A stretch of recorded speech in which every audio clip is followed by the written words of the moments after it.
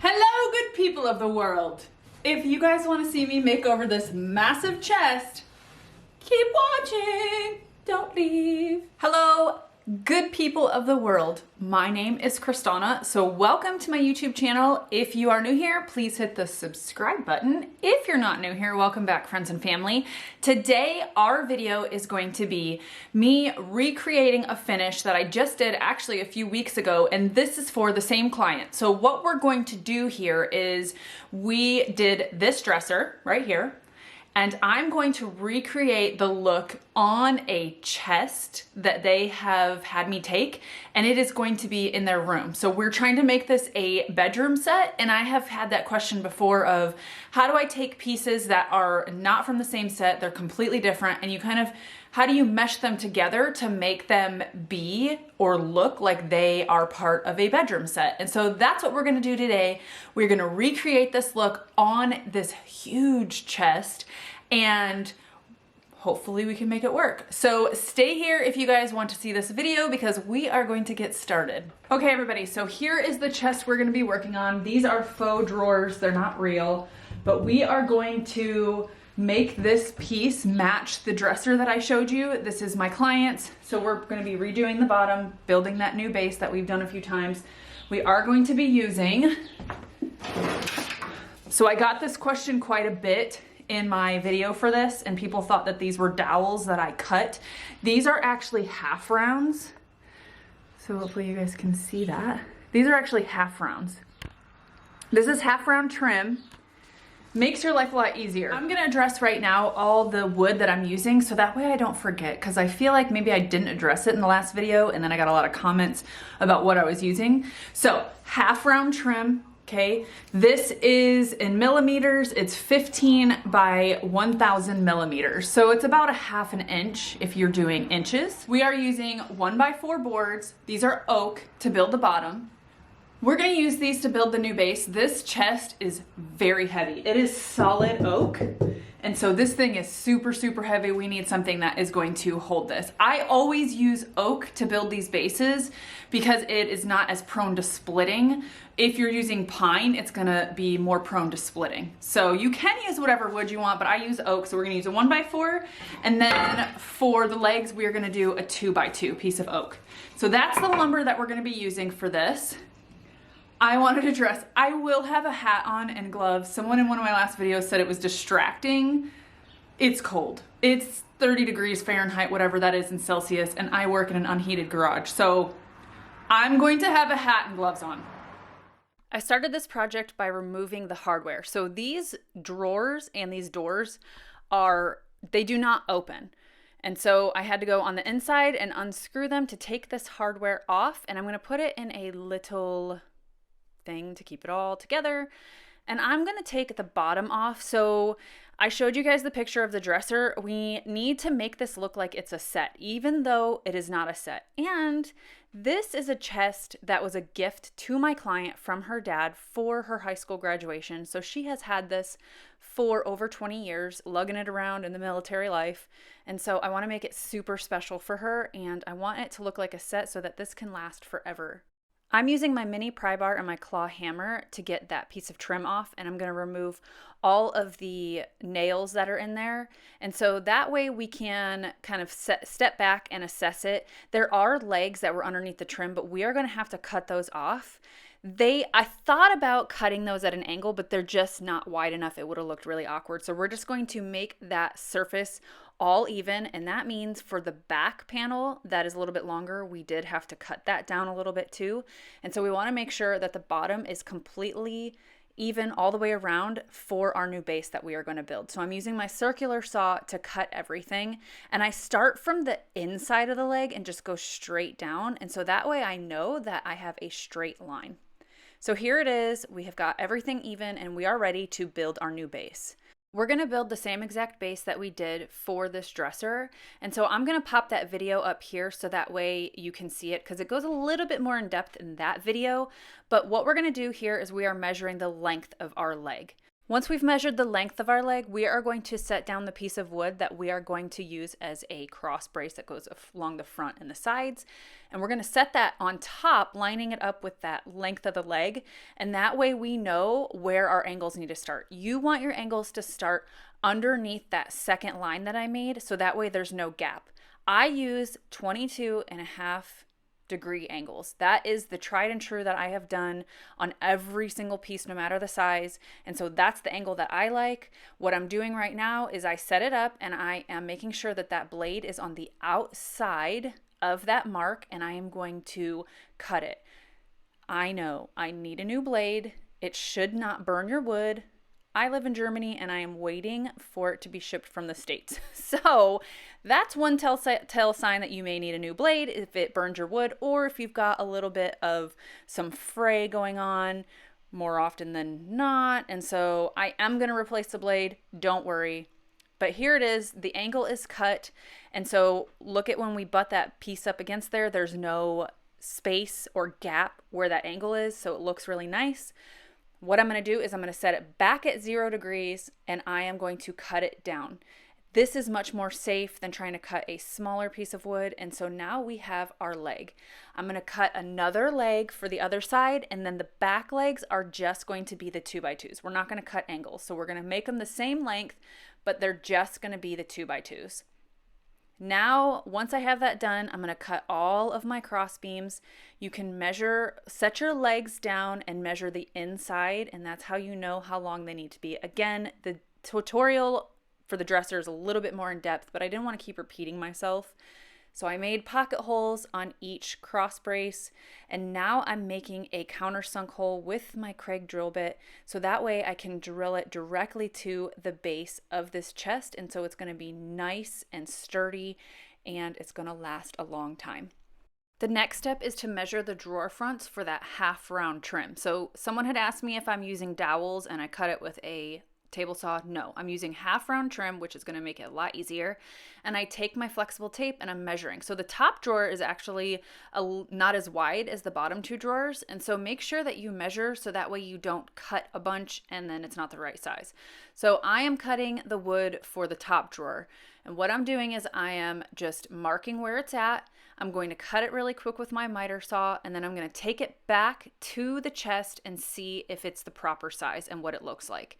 Once I realize that I have cut the proper size, and I kind of move it down the drawer to make sure that the drawer doesn't get all crazy and wider in some area, I'm going to set this up to make my life a lot easier. So what I'm doing is I'm taking the back plate off of my miter saw, and I'm going to set it up to where it is basically a guide for this half round trim, and I don't have to keep measuring everything. So I'm taking a piece of wood and I am pushing. What I'm doing is putting the blade down, and I'm going to put that piece of half round trim right up against the blade. So that way I know that whatever it cuts, it's going to cut the same size. Then I take my piece of wood and I press it up against that trim, and now I'm going to clamp it in place. I am using the clamp that came with my Kreg Jig, and so I'm going to clamp that in place first to make sure that it is the right size, and then I'm going to go and I'm going to look again to make sure that nothing moved and that we have the right size. So now it's clamped. I'm going to push that piece of half round up against it, pull my blade down and see, and it goes down so I know it's the right size. That is going to make my life a million times easier when I have to cut a bunch of these. So I'm testing another one after I have my little guide on there to see, and they match up perfectly. So now I know that this is set up perfectly to just cut a bunch of pieces of wood, and I don't have to think about, measuring every single one. You can also do 2 at a time. If you take these half rounds and you put them together on top of each other and push both of them against that piece of wood to where it almost looks like a dowel, you'll be able to cut 2 at a time, and that also will save you a lot of time. If you had a piece where the drawers came out, you could always line up all the drawers and just put a bunch of these half rounds along like all 3 drawers and then cut in between once you had them on there. But that's not the case. I cannot pull these drawers out. They don't come off. So this is the only way I knew how to do it.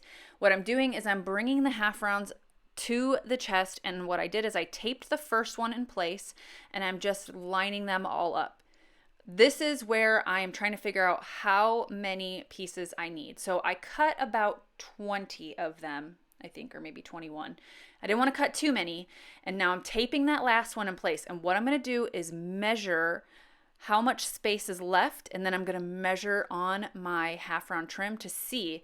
And it's actually perfect. It was 4 inches. So now I need to cut, I think it was 7 more. 1, 2, 3, 4, 5, 6, 7. Yep, 7 more half round trims. So what I did is I measured the space and then I measured the actual trim and then I cut that many and then now they fit.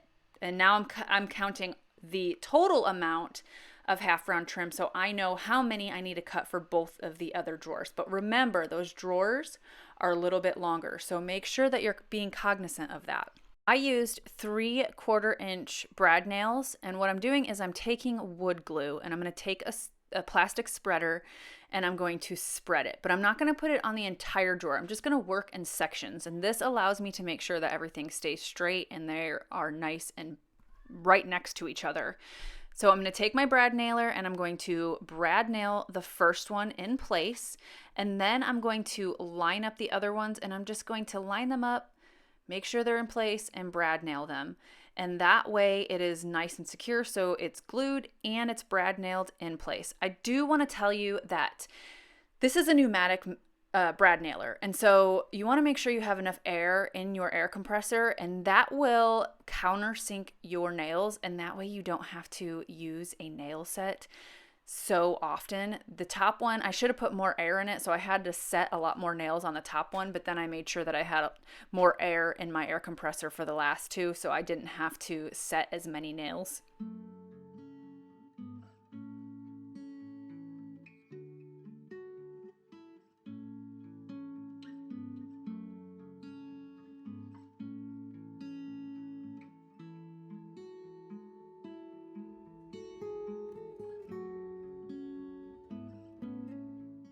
When you have multiple drawers, you want to make sure that you line up that trim with the drawer that is above it.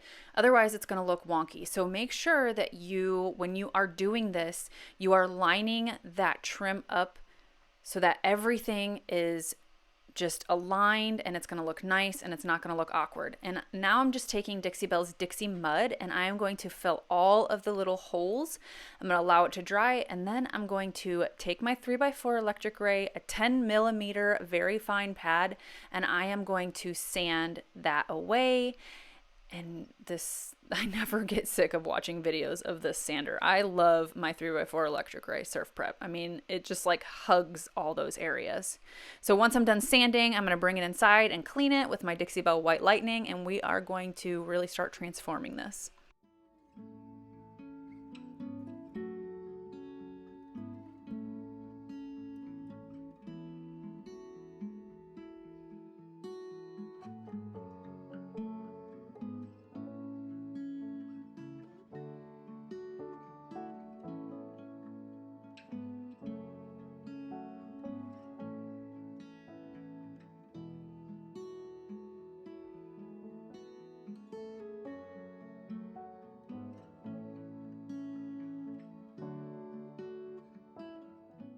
Because this new base is pretty much flush with the bottom and we're going to be painting it, I want to make sure that I have nice, clean, crisp lines. So I am taking satin clear coat after I have taped over the bottom, and I am going to seal that tape in because I will be painting over that, and I want to make sure I don't have any bleed through. So that's a nice little tip and trick. If you want to make crisp lines or you don't want to have any kind of bleed through underneath, you can always seal it with a top coat and that will help it. Now I'm going to do 2 coats of Dixie Belle's Vintage Duck Egg on this entire piece.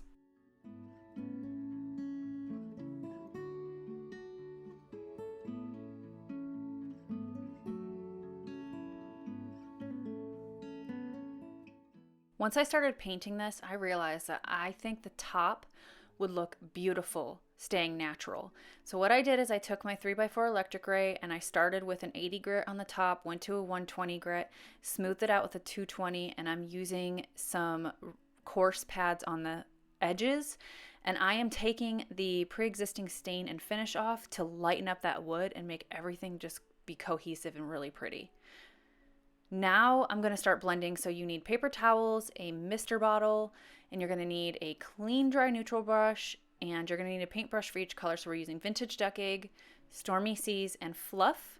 And we're going to mist the area first. What I'm gonna do is I'm actually just gonna create a shaded look. So the first thing I'm gonna do is just do a very thin coat of Vintage Duck Egg on this surface so that I have wet paint to work with. And then I'm gonna go around the drawer and I'm going to outline it with Stormy Seas so that that part looks shadowed. So I'm going to just take it and I'm gonna kind of feather it into that Vintage Duck Egg that I had just put in there.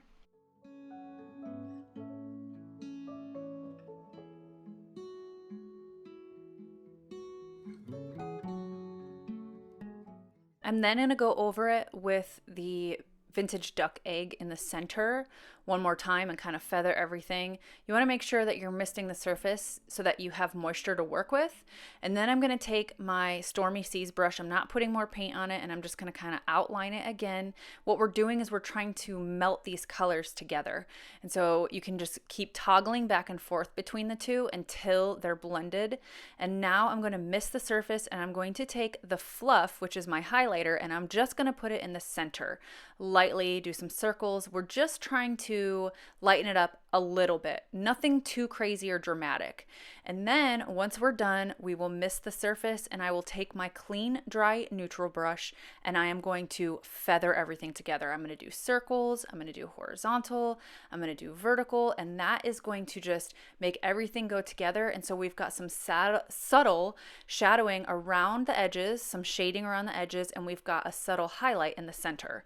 I am going to take some Dixie Belle's black Best Dang wax, and I'm going to apply it in all of the corners and outside just to darken that shaded area just a little bit. So I'm going to add that on there, and then I'm going to wipe it away with a microfiber cloth, and I'm going to use some Dixie Belle's Easy Peasy spray wax to put on the surface so that I can wipe it back even more. So right now I'm just wiping back all of the wax first.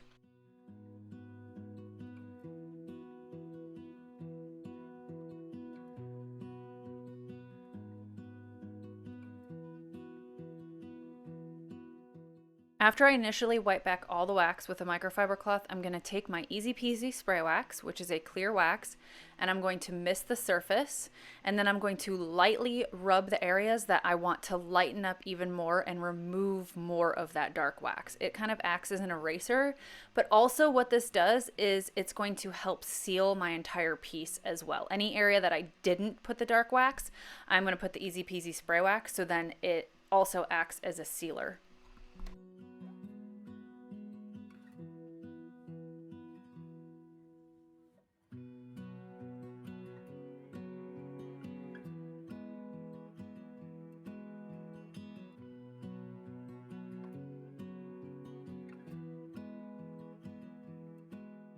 I'm reusing the hardware, but it is not gold anymore.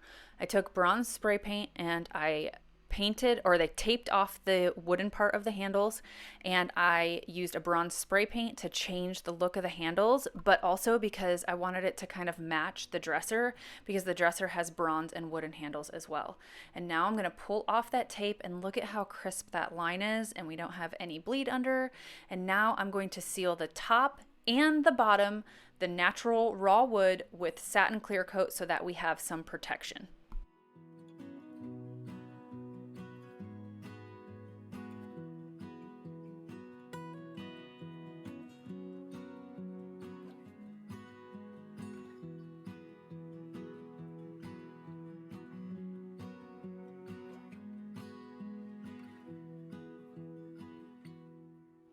Okay, everybody, this piece is done and the video is done. Here is the chest. Let me know. Do you think it looks like this dresser right here? You think they're gonna do well together? Remember, they are not from the same set, but we are making them be from the same set. So you can absolutely do that with different stuff. You just have to be a little bit creative when it comes to matching them and getting them to look like a set. So I hope you guys have an amazing week. Remember, everything I use is in the description below. If you hit that little see more tab, it will take you down there, or you can click on, I think if you click on the title of the video, it pops down the description, I believe. I think someone told me that before. Anyways, make sure you guys are letting me know how you think. Give me a thumbs up. Share the video if you like it. Again, make sure you are subscribed if you're not subscribed, and I will see you guys later. Have an amazing week and happy creating, guys. Hey, darling, can I tell you what's been on my mind? Sick and tired of the 9 to 5 in the city life.